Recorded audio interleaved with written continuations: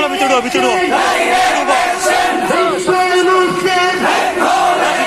ঢুকো।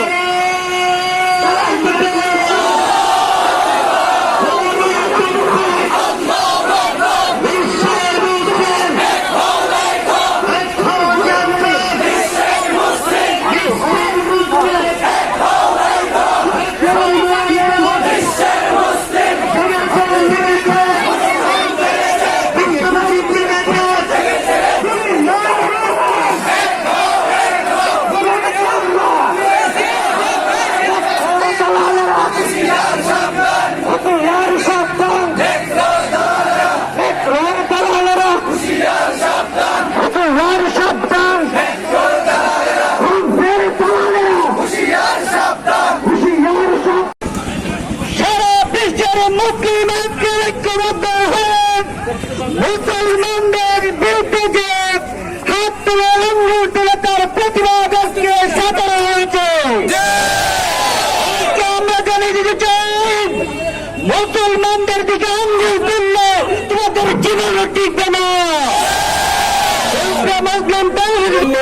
তৌহিদি জনতা, আপনারা জানেন ফ্রান্সের সরকারি পৃষ্ঠপোষকতায় আমাদের কলিজার চাইতো যাকে সবচেয়ে বেশি ভালোবাসি, আমাদের নবী মুহাম্মদুর রাসূলুল্লাহ সাল্লাল্লাহু আলাইহি সাল্লাম, আমাদের কলিজার শরীরে এক ফোঁটা রক্ত থাকা পর্যন্ত আমাদের নবী মুহাম্মদুর রাসূলুল্লাহ সাল্লাল্লাহু আলাইহি সাল্লামের বদনাম অপমান আমরা সহ্য করব না। রক্ত দিতে হয়, আমরা রক্ত দিব, নাম দিব না ইনশাআল্লাহ। নিয়ে আসতেন জনাব হযরত মাওলানা মাসুম বিল্লাহ মাদানী সাহেব, মাসুম বিল্লাহ মাদানী সাহেব। আসসালামু আলাইকুম ওয়া রাহমাতুল্লাহ। সংগ্রামী তাওহীদি জনতা, আমরা ইতিমধ্যেই জেনে গিয়েছি আমরা যে এই সমাবেশে অংশগ্রহণ করেছি এটা দুনিয়ার এবং জাগতিক কোন সমাবেশ নয়।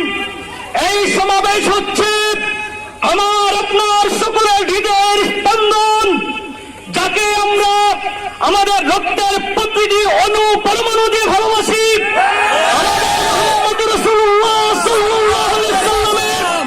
বিরুদ্ধে যারা ব্যঙ্গচিত্র প্রদর্শন করেছে তাদের বিরুদ্ধে আমাদের এই আন্দোলন, ঠিক কিনা? আমরা কচু উত্তর থেকে জানিয়ে দিতে চাই, বিশ্বের মুসলিম শত্রুরা, তোমরা শুধু মুসলমানদের গর্জন দেখেছ, মুসলমানদের হিংস্র থাবা তোমরা এখনই দেখো। আমরা যদি আবার বদলের মতো গর্জে উঠি, তোমরা বাংলাদেশ নয় সারা পৃথিবী ছেড়ে পালানোর কোনো জায়গা পাবে না। মুসলমানদের এক বিন্দু পরিমাণ থাকা পর্যন্ত ইসলাম এবং মুসলমানদের বিরুদ্ধে কোন ষড়যন্ত্র বরদাস্ত করতে পারবো না। আমাদের সরকারকে আমরা অনুরোধ করব, আপনি সংসদে আইন পাস করে ফরাসিদের পণ্য বয়কট করার আহ্বান জানান। আপনি একজন জনপ্রিয় নেতা, আমি শেষ কথা বলে দিতে চাই, মুহাম্মদ সাল্লাল্লাহু আলাইহি ওয়াসাল্লামকে মুসলমানদেরকে নিয়ে আজকে আমাদের দেশীয় মিডিয়া নাস্তিকরা টেলিভিশনের পর্দায় বসে বড় বড় কথা বলে, তাদের জিভ আমরা টেনে ছেড়ে দেব। মুসলমানদের জায়গায় থাকতে ইসলামের অবমাননা সহ্য করতে পারবো না। এই পর্যায়ে আমাদের সামনে সংক্ষিপ্ত আলোচনা নিয়ে আসছেন জনাব হযরত মাওলানা হাফেজ উবাইদুল্লাহ, হাফেজ উবাইদুল্লাহ। সংগ্রামী সাথী ও বন্ধুগণ, আজকে আমাদের আয়োজক চাঁদপুর বর্ষা উত্তর উলামা পরিষদ এবং সর্বস্তরের তাওহীদি জনতার পক্ষ থেকে আপনারা জানেন, পবিত্র রবিউল আউয়ালের এই মাসে সারা বিশ্বের কোটি কোটি মানুষের হৃদয়ের স্পন্দন বিশ্বনবীকে নিয়ে ফ্রান্স এই ব্যঙ্গচিত্র অঙ্কন করেছে। তার পরিপূর্ণ ক্ষোভ এবং ঘৃণা প্রদর্শনের জন্য আমরা আজকে এই প্রতিবাদ মিছিলের আয়োজন করছি। আমাদের দেহে এক ফোঁটা রক্ত থাকা পর্যন্ত আমরা আমাদের নবীর সম্মানের পক্ষে লড়াই চালিয়ে যাব।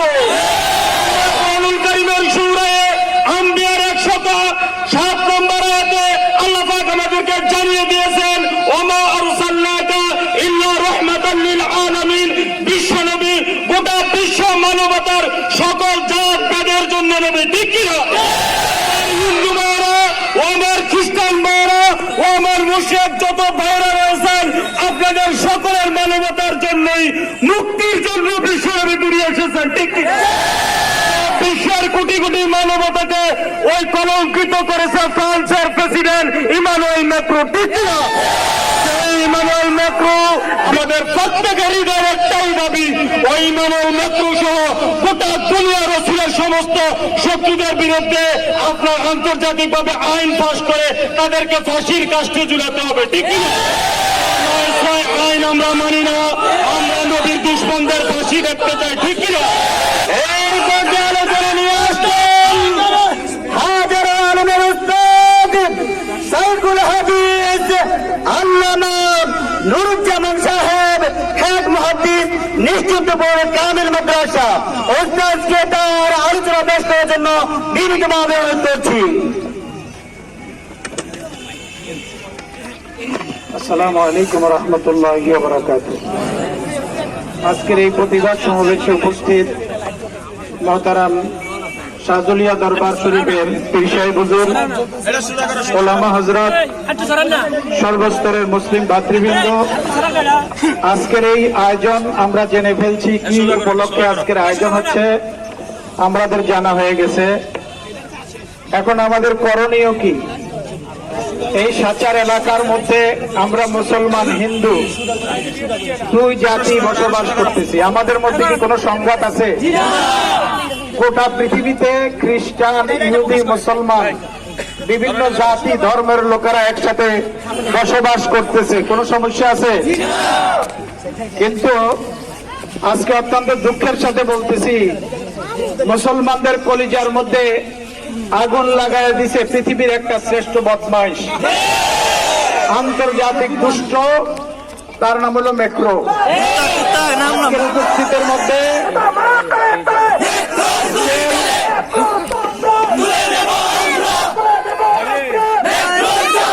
আমার সম্মানিত ভাইরা, আজকে আল্লাহর হাবিবকে আমরা কেমন ভালোবাসতে হবে, কেমন ভালোবাসি?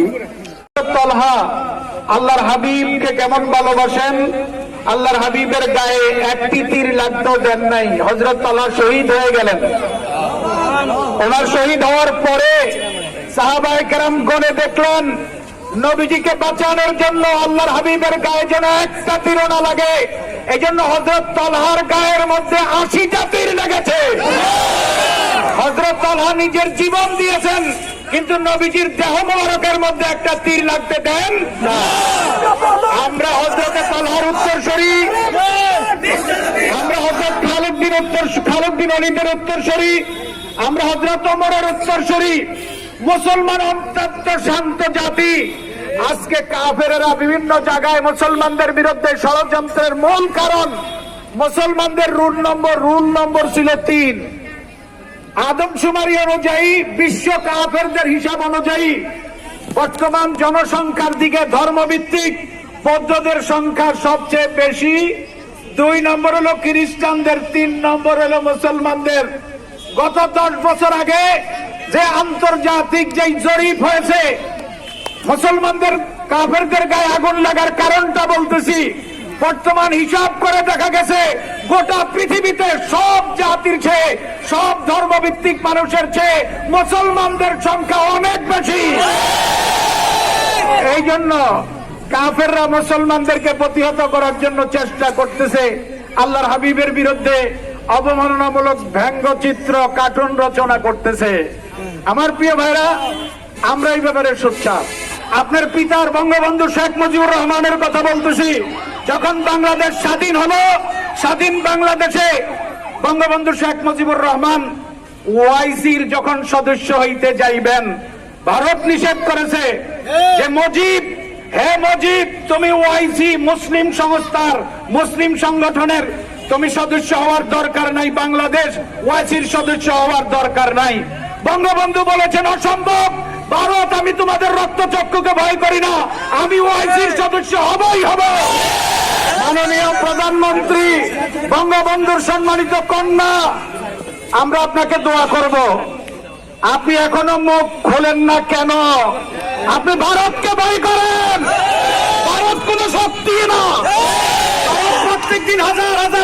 মুসলমানকে মারতেছে, মসজিদের মধ্যে ভারত আগুন দিচ্ছে, এই ভারত আপনার বন্ধু হইতে পারে? আমি মাননীয় প্রধানমন্ত্রীকে বিনয়ের সাথে দরখাস্ত করব, আপনি আমাদের প্রধানমন্ত্রী, এই সময় আপনার আব্বার মতো একটা সাহস দেখান, বঙ্গবন্ধুর মতো সাহস দেখান। কয়েকদিনের মধ্যেই ম্যাক্রোর বাংলাদেশে ফ্রান্সের যে দূতাবাস সেটা বন্ধ করে দেন। সৌদি আরব সহ গোটা আরব বিশ্বে সমস্ত বিপণী বিতান থেকে যেইভাবে ফ্রান্সের সামগ্রীগুলি, পণ্যগুলি তারা ডাস্টবিনে নিক্ষেপ করতেছে, আপনি দেশে আইন পাস করুন। সেদিন সে আল্লাহর নবীর ব্যঙ্গচিত্রকে সমর্থন করেছে একটা রাষ্ট্রপ্রধান হয়ে, ফ্রান্স রাষ্ট্রীয় পর্যায়ে যখন তাকে বৈধতা দিয়েছে, এদিন হইতে কোন মুসলমানের সঠিকভাবে ঘুম নাই। মুসলমান তরুণ শাকদুলেরা ঢাকাতে গত শনিবারে লক্ষাধিক লোক উপস্থিত হয়েছে, মুসলমানের মতো বিবৃতি দেন। বেটা জিয়াউল হক ঢাকা ইউনিভার্সিটির শিক্ষক, সভ্যতা বলতে কিছু জানো না? তুমি কেমন শিক্ষিত লোক? তুমি বলতেছো আসসালামু আলাইকুম আর আল্লাহ হাফেজ, এটা হলো জঙ্গিদের স্লোগান। তোমার নাম যে জিয়াউল হক, আরবি নাম, এটা তোমার আব্বা আম্মা রাখছে, তোমার আম্মা সবচেয়ে বড় জঙ্গি। বাংলাদেশে এই সমস্ত, আমরা সরকারের বলবো ওদের মুখ বন্ধ করে দেন। যে সমস্ত নাস্তিকরা জায়গায় জায়গায় আছে, ওরা কিন্তু কাদা আপনার গায়ে লাগায় দিতেছে, ওদেরকে তাড়াতাড়ি বরখাস্ত করুন। বাংলাদেশের মুসলমানেরা যখন মাঠে নামছে মনে হয় আর ফিরবে না, আমরা যেন আমাদের ইমানি দায়িত্ব পালন করার তৌফিক দান করে। প্রত্যেক মিছিলে যখন বলে কোনো দায়িত্ব নাই, কোনো কাজ নাই, আমার জীবনের বিনিময় হলো আল্লাহর নবীর মহব্বত রক্ষার্থে আমরা সেখানে উপস্থিত হয়ে যাই। ওমা আলাইনা ইল্লাল বালাগ। আসসালামু আলাইকুম ওয়া রাহমাতুল্লাহ। আমাদের হৃদয়ের বেদনা কত, আমাদের ব্যথা কত, আমাদের ক্ষত কত বেশি আমরা কি উপলব্ধি করতে পারছি? হবে আমাদের এই দেশ অত্যন্ত সম্প্রীতির দেশ, এখানে এরপরও দাঙ্গা সৃষ্টি করার চেষ্টা করা হচ্ছে, বিভিন্ন ভাবে এদেশের মানুষদেরকে উস্কিয়ে দেওয়ার চেষ্টা হচ্ছে। যেমন হিন্দুরা সহ এই সাঁচারে যখন হিন্দুদের রথ হয়, কোন মুসলমান কি বাধা দেয়? এদেশে যখন মুসলমানেরা মসজিদে আজান দেয়, তখন কি হিন্দুরা বাধা দেয়? কখনো বাধা দেয় না। এই যে একটা সম্প্রীতি ভালোবাসা আমাদের এই সম্প্রীতি ভালোবাসায় আমরা কখনো কাউকে আঘাত করি না, ঠিক না? যেই ফ্রান্সে আমার রসুলকে আঘাত করেছে, যেই ফ্রান্স আমার রসুলের বিরুদ্ধে কথা বলেছে, হযরতজি বলেছেন হযরত তালহার শরীরে 80টা তীর বিঁধেছে, হযরত তালহার মতো অসংখ্য মানুষগুলো তারা জীবন দিতে দ্বিধাবোধ করে নাই রসুলের জন্য। আল্লাহু আকবার।